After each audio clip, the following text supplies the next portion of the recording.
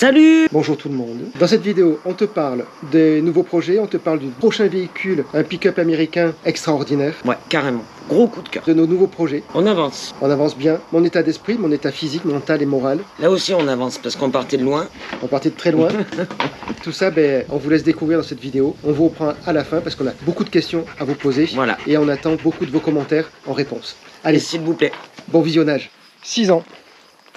6 ans pour arriver à aujourd'hui, à pouvoir me déplacer avec moins de douleur, avec un peu plus de confort, un peu plus d'aisance, on va dire, mais tout en étant limité quand même.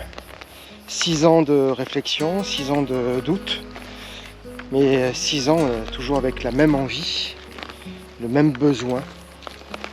6 ans à réfléchir. Et maintenant, il faut que j'arrête de réfléchir. Il faut que je passe à l'action.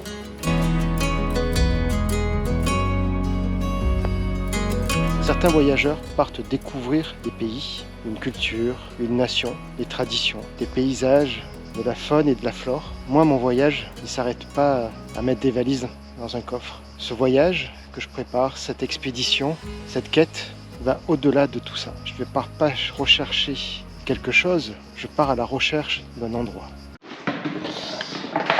Alors, bonjour à tous et bienvenue dans cette nouvelle vidéo. Une vidéo qui tourne. Beaucoup de chaleur.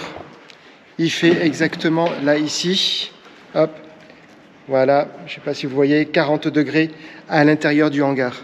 40 degrés, c'est de la folie. Je ne peux rien faire du tout. Dans Maggie, il fait quelle température? 34.4. Il fait... 34.4. Ah, mais fais voir ta gueule. Ah pardon, ouais. Bonjour les amis. 34.4 dans Maggie, donc on a quand même bien bossé au niveau de l'isolation. Ouais, 6 degrés de différence entre l'intérieur et l'extérieur. C'est pas mal, hein. Bon, ça fait chaud, hein, 34 degrés dans l'intérieur d'un Ouais, mais véhicule. tu sens la différence quand Mais, tu... ouais, c'est avec un petit ventilateur, ça peut être sympa. Ouais. Dans notre, comment on peut l'appeler? Dans notre, comment on peut l'appeler? Dans notre nouvelle expérience. Notre nouvelle expérience. Bon, on a cherché un petit, comment on peut appeler ça? Un nouveau jouet. Un nouveau jouet? Non, c'est pas un jouet. C'est pas un jouet. Non, une nouvelle expérience. Une nouvelle expérience. Une nouvelle expérience. Il fait combien dans notre nouvelle expérience? 35.3.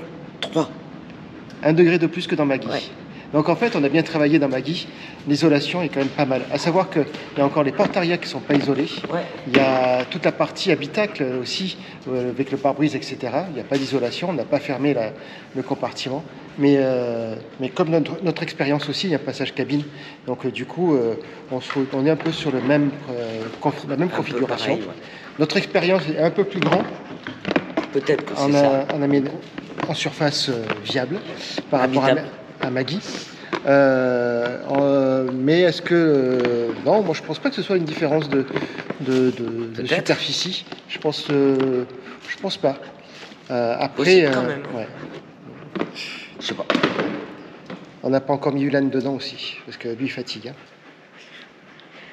Et pourtant, il fait chaud. Qu'est-ce que tu veux?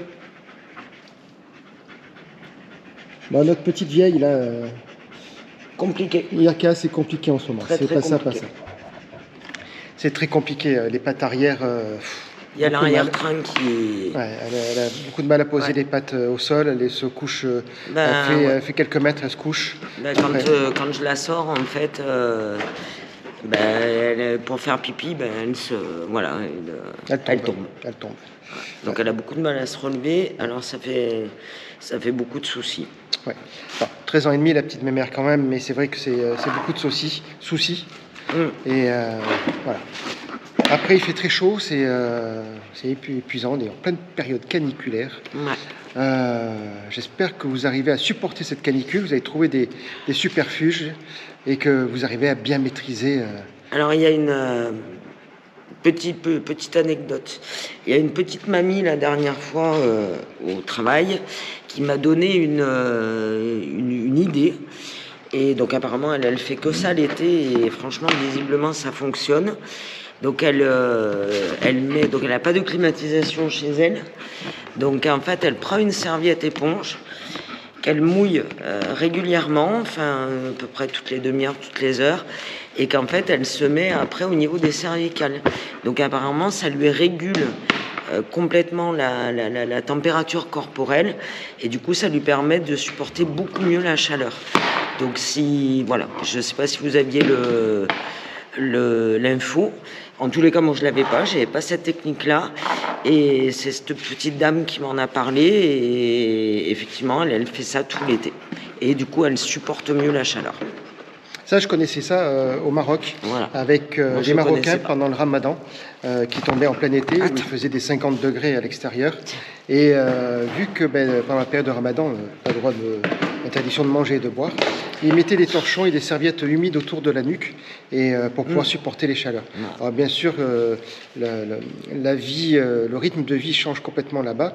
Ils ne travaillent pas, ils restent à l'ombre, ils travaillent la nuit ou le soir lorsqu'il fait plus frais. Mais au moins, pour pouvoir pallier ce problème-là, ils mettent des torchons ou des serviettes autour de la nuque, humides. Serviettes, torchons humides, bien sûr, autour de la nuque. Et donc, je sais que c'est efficace et que ça fonctionne. A priori, donc, la dame me disait que ça fonctionnait très bien. Et c'est quand même une dame qui avait plus de 70 ans. Enfin, qui a plus de 70 ans, parce que voilà. Et du coup, voilà, elle me dit que c'est très très bien comme technique. Donc, n'hésitez pas. Bon, je trouve que c'est un peu flou. Peut-être que c'est lui là qui est un peu crade. Un peu crade. Hop, voilà. Voilà. On a nettoyé. Oui, c'était un peu plus. Lolo a nettoyé l'objectif. Peut-être que c'est plus net. Bon, c'est pas grave. Vous nous verrez. Les premières minutes, vous nous verrez en relief. Ah ouais, j'ai dû mettre mon doigt un peu sale dessus sur l'objectif et du coup, je m'en suis pas rendu compte. Et là, je trouve que ça faisait un peu flou, mais effectivement, ça fait très très flou. Je me fatigue. Bon, enfin, il fait 40 degrés dans le hangar. Je coule l'eau. Ouais, moi aussi. Donc, voilà. Donc là, c'est impossible de travailler dans quoi que ce soit. Bon, au niveau de la prothèse, c'est infernal. Je transpire et ça me fait mal. Donc, allez, on vous tient au courant sur tout le reste. Pas mal le frisbee en éventail. Ouais, ça fait du bien. Vous sentez un peu l'air frais ? Je voulais vous remercier infiniment pour tous vos messages de soutien, de bienveillance. Voilà, ça va beaucoup mieux. Il y a toujours une période dans l'année, voire 1, 2 ou 3 périodes. J'arrive pas à déterminer pourquoi ces périodes-là. Je pense que sur cette période du mois de juin, début juillet, ça me rappelle inconsciemment la vie que j'avais avant.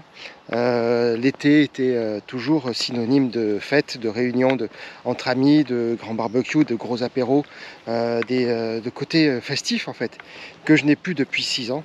Pendant 2 ans, je suis resté dans un hôpital et j'ai perdu toute cette notion et cette envie, cette joie de faire la fête. Aujourd'hui, j'aurais les capacités, mais malheureusement, il n'y a plus l'entourage pour pouvoir le faire. Ça fait partie un peu des conséquences, des dommages collatéraux liés à l'handicap. Et on s'aperçoit que notre vie change, nos besoins changent aussi. Et notre entourage, eux, continuent à vivre. Et c'est pas pour autant qu'ils nous oublient, hein, je pense pas. Mais on est complètement à l'opposé. Chacun avec ses responsabilités, ses envies, ses besoins. Et on n'est pas là, ils sont pas là à se morfondre sur moi. Et moi, je suis pas là pour me morfondre sur moi non plus. J'essaye de me battre. J'essaye de trouver des buts, des objectifs. Et il est vrai qu'aujourd'hui, me retrouver dans un environnement où il y a énormément de monde, je me sens pas prêt. Je me sens pas prêt dans le sens où si on me bouscule, je tombe et encore une fois, je peux pas me relever tout seul. Donc si c'est pour me retrouver et être blessé, c'est pas le but. Donc je pense que ça fait partie de cette période-là. Et en même temps, toujours pareil, le projet du Cap Nord qui est long, qui stagne, n'arrive pas à trouver le bon moment. On a fixé le départ pour 2027. Normalement, d'ici 1 an, août 2027, on devrait prendre la route. Maintenant, est-ce que ça va se faire ou pas? Je ne sais pas du tout. D'ailleurs, il faut que je vous parle dessus. J'ai besoin de vous. J'ai besoin de vous, les amis. J'ai besoin de vous. J'ai besoin de votre avis. J'ai besoin que vous me disiez ce que vous en pensez. Et on va vous parler de ce projet, on va vous parler de cette expédition, cette quête. Allez, on va s'installer et je vous en parle. On est dans une période critique là, pour tous les lapins. C'est la période où ils attrapent tous la maladie, la myxomatose. Et du coup ils meurent. Et une fois qu'ils sont morts comme ça, ils meurent de cette maladie. Mais les rapaces, les rats, les serpents ne les mangent pas. Parce que vu qu'ils sont porteurs de maladies, ils ne vont pas s'intoxiquer non plus. C'est comme ça qu'on sait lorsqu'il y a des lapins malades ou pas. Et sur le terrain, on en a pas mal, ça nous fait pas mal de dégâts. Ça nous fait des gros terriers. Et avec le tracteur, c'est ultra dangereux parce que c'est des mini-tracteurs. La stabilité est pas très... est infime. Et c'est des tracteurs pour circuler dans les vignes, entre les vignes. Donc là, pour circuler entre les haies des oliviers, c'est parfait. Mais du coup, si jamais il y a une roue qui vient se prendre dans un des trous, il perd la stabilité, il se renverse. Et le tracteur a une notion, enfin un moteur, c'est comme une boîte automatique. En fait, ça s'arrête pas. Donc il y a beaucoup d'accidents et beaucoup de morts à cause de ça, d'accidents agricoles avec les tracteurs. L'accident que j'ai subi, donc j'ai été piéton sur la bande d'arrêt d'urgence d'autoroute. Mon véhicule, c'est un jour de pluie, j'ai fait un aquaplaning parce que j'avais un véhicule qui arrivait en contresens. Et donc du coup j'ai été obligé de freiner. Et en freinant, bien sûr, mon véhicule a fait un aquaplaning. Je me suis stabilisé sur la bande d'arrêt d'urgence. Et en sortant de mon véhicule pour aller au coffre, je ne sais pas pour quelle raison, je ne sais pas du tout. Dans tous les cas, j'ai pas eu le temps d'ouvrir le coffre, je crois. Dans mes souvenirs, je n'ai pas ces souvenirs-là. Mais j'ai été percuté par un autre véhicule qui arrivait à 130 km/h et m'a éjecté, projeté au milieu de l'autoroute. Voilà, donc par chance c'était un véhicule très bas, donc il m'a pris que le bas du corps. C'est les deux jambes qui ont souffert, et d'où mes séquelles et ma petite problématique, toute petite. Voilà, mais bon, je garde le moral, je garde la passion et l'envie de bouger. Et tout ça pour vous dire, pour vous expliquer, parce qu'on m'a posé la question. Ça s'est produit en 2020, en août 2020. Donc ça va faire 6 ans cette année. Et je suis resté 18 mois à l'hôpital, donc entre l'hôpital et le centre de rééducation, avant ma sortie définitive et le retour à la maison. Il m'a fallu 1 an d'adaptation à la maison, les contraintes de la maison. Donc, et là, maintenant, on est dans les procédures et les judiciaires, bien sûr, mais dans les procédures de réadaptation de la maison et pour avoir une vie un peu plus décente de ce que j'ai aujourd'hui. Mais j'ai toujours en tête, parce qu'il faut trouver un leitmotiv pour se lever le matin. C'est cette quête, aller partir dans ce cap nord, vers ce nord, vers le 70 degrés nord, et cette position, à la recherche d'un lieu, d'un endroit qui est bloqué dans ma mémoire. Maintenant, est-ce que c'est réel, pas réel? Est-ce qu'il existe ou est-ce qu'il n'existe pas? Ça, c'est un autre sujet. Et je le découvrirai qu'une fois là-bas.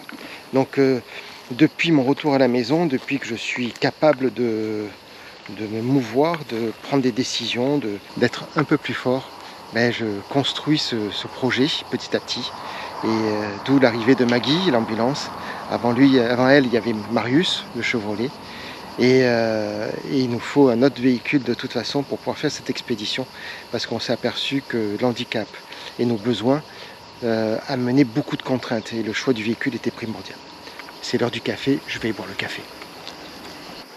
À la place du café, ça sera un verre d'eau, il fait tellement chaud que c'est assez épuisant. J'avais besoin de votre avis. Tous les fondements de ces vidéos sont basés sur le partage de ma rééducation, sur le partage de mon handicap, sur le partage de mes contraintes, de mes obligations, sur mes échecs, mes réussites, mais surtout sur une volonté, une seule. Continuer à vivre et continuer à aller encore plus loin que mes limites. Les limites que le milieu médical m'avait indiquées, en me disant que j'étais je n'étais plus dans la capacité de marcher, de me relever et d'avancer. Et je voulais avoir un peu votre avis à ce sujet-là, savoir si pour vous, le fait de planifier ce voyage en Norvège, au Cap Nord, si c'était quelque chose de concret, de réel ou pas. Donnez-moi votre avis, écrivez-le moi dans les commentaires pour voir un petit peu ce que vous en pensez. En même temps, j'ai besoin de savoir aussi peut-être vos attentes sur les vidéos, le fait que je vous partage mon ressenti, mon état d'humeur du jour, la problématique de l'handicap, lié à l'handicap, si c'est plus l'handicap qui vous invite à rester et à vous abonner, si c'est le voyage, si c'est le côté humain, le côté de notre histoire, de mon histoire, de mise en place de cette quête, tout ce parcours. Au début où j'ai créé la chaîne YouTube, c'était uniquement dans dans mon esprit, c'était de trouver un moyen de me lever le matin, voilà, un but. Et petit à petit, j'y ai pris goût. Et il est vrai que, comme je le dis à chaque fois, j'ai pas fait ça pour raconter ma famille, mes problèmes, etc. C'était surtout pour moi, c'était vraiment personnel, c'était un moteur. C'est ça le mot, un moteur pour aller de l'avant. Et aujourd'hui, le moteur a dépassé ce stade-là. Aujourd'hui, le moteur, c'est l'objectif, c'est le voyage. Donc aller jusqu'en Norvège. Et aujourd'hui, c'est la recherche de ce véhicule. Alors dans ce projet, bien sûr, je suis pas tout seul. Ce projet se fait pas tout seul, hein, comme je vous l'ai déjà dit. Seul, je sais pas si je serais capable d'arriver jusqu'au but, jusqu'à l'objectif. Mon quotidien est tellement compliqué. On a fait le test, hein, vous avez vécu avec nous le fait d'être seul, séparé. C'est que ça reste complexe. C'est réalisable, mais ça reste complexe. Le voyage, pas encore réalisé ça. Je sais pas encore si c'est capable, si je suis capable ou pas. Dans tous les cas, ce projet, il est mis en place à deux. On travaille à deux, on se prépare à deux. On a passé le permis tous les deux. On se prépare. Voilà, on se prépare vraiment à deux. Donc ce projet, il est à deux et avec nos besoins, nos envies. Donc ça a été déjà la recherche du véhicule. On pense l'avoir trouvé. Alors je dis bien on pense parce qu'on n'est jamais sûr de quoi que ce soit. Nat risque de se joindre avec moi pour mieux vous en parler. C'est un véhicule qu'on doit récupérer d'ici quelques temps, d'ici quelques semaines. Le véhicule par contre il est brut. Il va falloir le préparer entièrement. Par contre là cette fois-ci je ne me sens pas capable et on ne se sent pas du tout capable de le faire nous-mêmes. Il va falloir qu'on passe par des partenaires, par des intermédiaires, des aménageurs, des concepteurs. Ma question est est-ce que ça peut vous intéresser de suivre ça, de suivre cette avancée, de suivre cette aventure sur l'aménagement du véhicule, notre raisonnement, notre réflexion. Bon, on a retrouvé le sourire. On est peut-être dans le prochain véhicule. Peut-être. Ouais. Et on a fait un test pour voir. Et du coup, il est venu plein d'idées, et ça te redonne le sourire, ça te redonne le moral. Et c'est peut-être quelque chose, faut qu'on y réfléchisse, mais je pense qu'il y a quelque chose. Il y a quelque chose, on tient quelque chose. Ouais. C'est quand même, ça peut être, on reviendrait sur notre premières idées de départ. Ouais. Et chose qui est un peu impressionnante. Ouais. Il y a la place pour Loulou juste derrière. On est là ici, il y a une place 3 personnes. Et derrière, voilà, hop, il y a une petite benne où dedans on pourrait mettre une cellule éventuellement, certainement en renforçant les amortisseurs. C'est dans son jus, c'est vieux, c'est comme nous quoi, un peu abîmé, un peu usé. Et du coup ça viendrait en complément avec l'ambulance. Et on peut s'en servir aussi bien pour le voyage que en même temps pour le terrain. Donc ça c'est peut être très très bien. Allez, on vous tient au courant. Certaines expéditions partent à la découverte d'un pays, d'un peuple, de paysages inconnus ou d'une nature encore sauvage.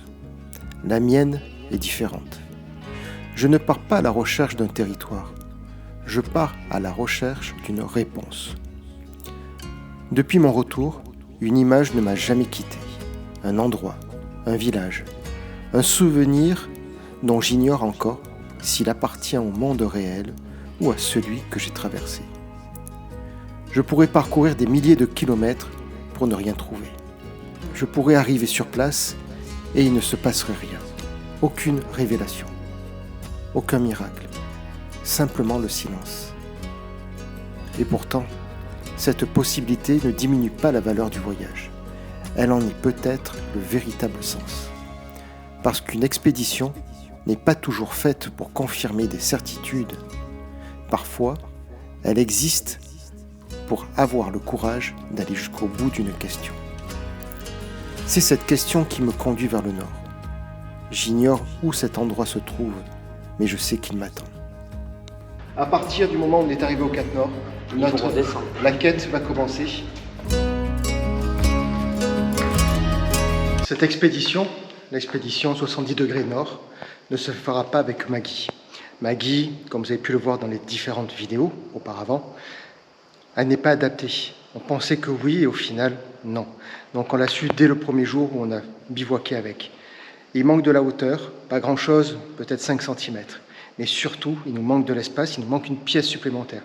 On avait pallié ce problème avec un auvent qu'on fixait, on attachait sur la carrosserie de Maggie. Et ça nous faisait une pièce supplémentaire dans la salle de bain, la cuisine, etc. Une pièce extérieure. Sauf qu'on s'est aperçu, par jour de grand vent, par jour de pluie, c'est impossible. On ne peut pas y arriver nous-mêmes à le faire. Le vent a soufflé très très très fort cette nuit.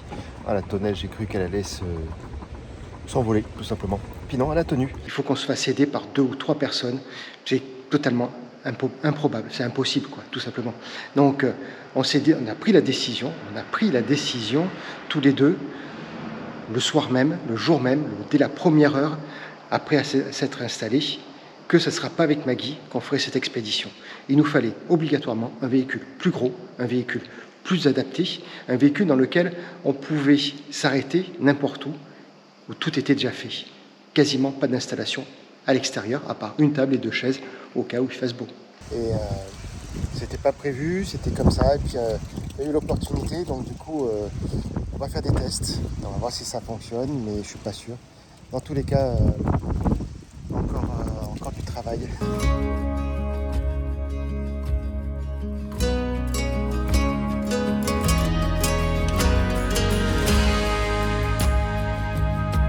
Nat risque de se joindre avec moi. Hein, ma gueule? Alors, les questions sur le voyage, la destination de la Norvège. Alors je ne sais pas s'il y a des voyageurs parmi vous qui nous regardez. ça serait bien. On a besoin de vos conseils, demandés au cours des divers salons que l'on a fait. On a besoin de savoir à peu près l'itinéraire idéal pour monter jusqu'au Cap Nord en partant de France. Est-ce qu'il faut traverser l'Allemagne? Est-ce qu'il ne faut pas? Est-ce qu'il vaut mieux prioriser la Belgique? On ne sait pas. On entend un peu de tout. On nous dit que la Belgique c'est compliqué, que l'Allemagne des fois c'est compliqué aussi. Est-ce qu'il vaut mieux faire tout d'un trait? Est-ce qu'il faut passer par étapes, prendre un ferry directement sur la Norvège ou passer par la route? Voilà, tout un tas de questions. On a besoin. Dites-nous un peu votre expérience. Ouais, si vous êtes déjà allé en Norvège, bien sûr. Vous avez vu dans cette vidéo que l'on a fait l'acquisition d'une nouvelle expérience. C'est un véhicule pour lequel on va garder un certain temps. On va le rénover, on va faire quelques améliorations dessus et on va le revendre. Le voyage demande un gros budget financier et on cherche un peu toutes les subtilités, les éventualités. Alors, Je suis arrivé à la maison. t'es arrivé jusqu'à la maison? Ouais. Ah, il va bien, hein? Il va bien? Ouais. Tes impressions? Il va super bien. Franchement, il est hyper agréable à conduire. Ouais. Ouais, ça se voyait. De l'extérieur, ça se voyait bien. Ouais, vraiment top. Ouais. J'ai repris mes réflexes de camion, J'ai vu. de mettre mon clignotant à gauche. Puis c'était bien avec les caméras et Ouais, tout. c'est vraiment bien avec les Ouais. caméras. Parce que comme ça, les caméras, ça te permet surtout de voir ce qu'il y a derrière. Eh ben oui, Je le mets tout. dans le hangar. Ouais. Donc on a trouvé celui-ci, le fait d'acheter un véhicule en bon état mécanique, en bon état au niveau intérieur, aménagement, l'améliorer, faire des petites améliorations pour pouvoir le revendre en faisant une petite plus-value pour essayer de faire notre... Bon, là, c'est vraiment un test, hein, donc on ne sait pas où on va. Hein, donc on ne sait pas si vraiment on va avoir de la plus-value ou pas. c'est le but de C'est le revendre, but, c'est le... mais c'est pas un test, c'est... non. On fait ça pour ça. oui, mais on n'est pas sûr. Pourquoi on n'est pas sûr? Parce que c'est pas dit qu'on revende plus cher que c'est qu'on le- a acheté avec le matériel qu'on va y mettre dedans. C'est le but et le principe. Oui, c'est le principe, mais il faudra que ça fonctionne. Oui. Pas dit. Si, pour essayer de récupérer un peu d'argent, Oui. un peu de budget pour pouvoir financer ce voyage. Et surtout financer le prochain véhicule. Pas vraiment le moment, mais ça a été l'opportunité. On ne l'a pas encore, on l'a juste essayé, on l'a validé, on l'a réservé. C'est un véhicule qui est complètement nu. Bon, on est en train de faire des folies, on est en train de regarder quelque chose qui donne tout le sourire. Ah ouais, moi je suis fan. On est dans quelque chose qui est complètement fou, complètement dingue, mais on vous tient au courant. Il y a la place pour le loup et derrière il y a une grande benne. Vous devinez ce que c'est? Est-ce que vous entendez le bruit? Je ne sais pas si vous l'entendez. et il faut entièrement l'aménager. Donc, ça nous rappelle des souvenirs avec l'ambulance. ouais, mais c'est Maggie. même pire que l'ambulance. C'est Parce même que là, pire, faut fabriquer la structure. Ouais. Donc ça, on vous en reparlera dans, le moment venu. dans les futures vidéos. Donc n'hésitez pas à vous abonner si vous voulez ne rien manquer et suivre cette étape-là. C'est un véhicule vraiment atypique, c'est un 4x4 comme on voulait. C'est au moins ma demande, ma recherche à moi. Une garde au sol suffisamment haute pour faire du franchissement, mais extrêmement haut pour que je puisse monter dedans. Après, il y a tout à faire pour qu'il soit optimisé pour nos besoins, optimisé par rapport à nos demandes, à notre confort et à notre quotidien. Tu avais quelque chose à rajouter? Non, D'accord. tu l'as bien dit. Ok. Je réfléchissais en même temps que je disais que ça avait été une problématique de trouver le véhicule assez haut, mais où tu puisses toi monter. Oui. Et c'est pas simple. Non, parce que Parce qu'on réduit quand même beaucoup le champ d'action quand même. Ouais. En fait, on revient sur notre Première idée. Notre première idée, l'idée de base en fait, qui remonte à 2023 maintenant, où on a visité nos premières cellules, donc pick-up et cellules. Mais qui étaient trop petites. Et on s'est dit, c'est ce qu'il faut, c'est conforme à nos besoins, mais c'est trop petit pour nous accueillir tous les deux, plus le loup blanc, qui prend beaucoup de place. Et pour un voyage à long terme, sur un long cours, sur une longue durée, il faut qu'on soit à l'aise par rapport aux conditions météorologiques, conditions physiques. Et puisqu'on va être obligé d'amener aussi, parce que il y a un petit détail quand même aussi à prendre en considération, c'est que sur autant de temps, il faudra quand même qu'on amène pour toi le fauteuil roulant, etc., au cas où tu te blesses ou au cas où tu puisses pas chausser. Ouais. Donc ça rajoute encore un empattement supplémentaire. Oui, c'est pour ça que le choix du véhicule, la recherche du véhicule a été très très compliquée. Ouais. Trouver le véhicule qui était adapté à nos besoins, à nos conditions, donc entre tout le matériel dont j'ai besoin en cas de secours, quand je me blesse, un véhicule qu'on soit capable de conduire tous les deux, qui nous empêche pas d'aller au plus près des choses, des spots à visiter, voilà, qu'on s'interdise pas non plus et qu'on fasse pas que de la route. Et... Non, c'est pas le but. C'est pas le but. Ouais.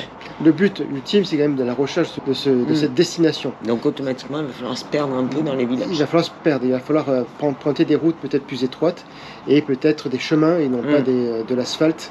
Donc on a bien sûr pensé au bus, ça a été une de mes deuxièmes idées. Les dimensions, les proportions du bus ont toujours fait peur à Nat pour le conduire, parce que bien sûr, il faut qu'on puisse le conduire à tous les deux. Moi, j'étais pas prête sur le bus, et je le suis toujours pas d'ailleurs. Non, il faudrait peut-être qu'un jour on fasse le test, mais dans l'immédiat, c'est pas le projet. Peut-être quand on partira sur le continent américain, où l'urbanisme est adapté pour ces gros véhicules. Ouais, ce sera les routes, c'est pas les mêmes aussi, elles sont beaucoup plus larges. Ouais.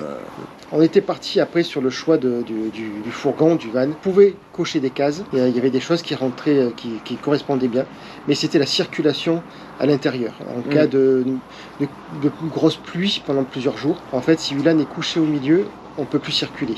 On ne peut pas se croiser. Le couloir entre la petite kitchenette et la salle de bain et salle d'eau, c'est une personne, c'est trop étroit. Un véhicule où tu te poses et tu ne bouges pas. Donc c'est très complexe. On a testé, c'est pour ça qu'on a pris l'ambulance, parce que l'ambulance en avait des largeurs un peu plus grande qu'un véhicule européen. Malheureusement, malgré ça, ça match, puisqu'on peut partir avec. Mais ça match sur un court... sur une courte durée. Une courte durée, pas sur plusieurs mois. Non. C'est pour ça qu'on ne peut pas appeler ça une maison mobile. Non, Maggie, on la prend pour aller sur les salons, pour venir vous rencontrer, pour l'exposer, la présenter, pour vous partager notre expérience, notre vécu, notre histoire et le projet. Ça ne sera pas le véhicule avec lequel on fera ce voyage-là. Et du coup, on continue à chercher. On a trouvé, du coup, sur le dernier salon du mois d'avril 2026, le SVA de Foura, un Mercedes Sprinter 6.6, donc 6 roues motrices avec une énorme cellule derrière, par un aménageur français, 3C Cartier. Donc c'est un aménagement haut de gamme, c'est un aménagement qui est solide, durable. Le véhicule est sérieux, c'est costaud, c'est sûr. Ouais. Il était vraiment, il cochait vraiment toutes les cases. La seule case qu'il ne cochait pas, c'était son budget. Même s'il était abordable parce qu'il était d'occasion, ça restait un prix élevé. On a dit, c'est pas le moment, ou alors il faut attendre qu'on trouve les fonds. Mais entre le moment où on trouve les fonds, c'est-à-dire que casser les livrets d'épargne, vendre des choses, vendre Maggie certainement, revendre tout ce que l'on possède pour pouvoir le financer, ce véhicule peut-être qui sera parti, peut-être qu'il va convenir à quelqu'un, parce qu'il était vraiment top. Ouais, il était vraiment... On ne pouvait pas prendre ce risque-là. De là est tombée une annonce, une amie, la personne qui nous fait les suivis de tous les véhicules et à qui on a acheté l'ambulance, on l'a fait shipper, importer. Il a mis un de ses propres véhicules, donc personnel, à la vente. On était allé le voir, on l'a essayé et puis on l'a réservé de suite. Ouais, il y a eu un gros coup de cœur en fait sur le véhicule. Ouais, un gros coup de cœur. Donc c'est un véhicule américain. Encore, avec une consommation exorbitante. Mais dans tous les cas, on est sur un poids lourd. Et quel est le poids lourd le plus économique? Il faudra que je fasse, d'ailleurs, si dans les abonnés, les amis qui nous suivent, s'il y a des propriétaires de poids lourds ou des chauffeurs de poids lourds ou des connaisseurs, si vous connaissez la consommation d'un poids lourd en carburant, je serais curieux de savoir par rapport à celui-ci si on est équivalent ou pas. Au niveau de l'empattement, on devrait être un tout petit peu plus long que Maggie. Par contre, au niveau de l'aménagement, on serait sur bien plus grand. Donc on va pouvoir faire le lit en capucine. Donc ça déjà, on gagne toute la surface de la benne, où ça sera le salon, la cuisine et la salle d'eau. Et on sépare bien l'espace nuit de l'espace de vie. Et puis on va pouvoir l'aménager aussi avec nos besoins. Avec nos besoins. Donc au final, on partira sur du nu. Oui, complètement. On va partir d'une caisse vide. Une caisse vide. Donc c'est là où on va rechercher des partenaires pour nous aider à concevoir cette cellule et qui seraient prêts à nous suivre dans notre aventure. Et qu'est-ce que vous pensez de ce raisonnement d'aller chercher des partenaires professionnels pour nous aider à concevoir ce véhicule d'expédition, pour nous aider Je suis en train d'établir un cahier des charges qu'on va transmettre à de différents partenaires pour nous aider dans cette aventure, tout simplement. Parce qu'on s'est aperçu qu'à deux, on peut aller loin, mais à plusieurs, on peut aller plus loin encore. Oui, puis ça nous aiderait quand même, parce qu'on part de zéro, donc c'est toujours bon d'avoir des conseils malins et avisés. Ouais. Donc si vous avez des conseils, si vous avez des comment dire des conseils ou des expériences en fait. Vous voyez, même si vous avez par exemple procédé d'une certaine façon, mais que vous vous êtes rendu compte que c'était peut-être une erreur, on veut bien prendre quoi. Ça peut être pas mal de partager vos expériences. Alors positives ou négatives, mais nous ça nous aiderait bien quand même. Si vous avez des suggestions. Des suggestions. Oh, Suggestions. Voilà, elle l'a dit. je couperai au montage comme ça. Si vous avez des suggestions à nous faire par rapport à ça, par rapport à la recherche de partenariats. Alors ce ne sera pas des partenariats purement financiers. On ne cherche pas du sponsoring. Quoique, si, pourquoi pas. Pourquoi pas, en vrai. Faut pas non plus fermer les portes. Non, je suis en train de réfléchir aussi à la création de petits objets qu'on remettrait à la vente sur les différents salons que l'on fera l'année prochaine avec ce véhicule ou avec Maggie pour nous aider à financer ce voyage et tout ce projet-là.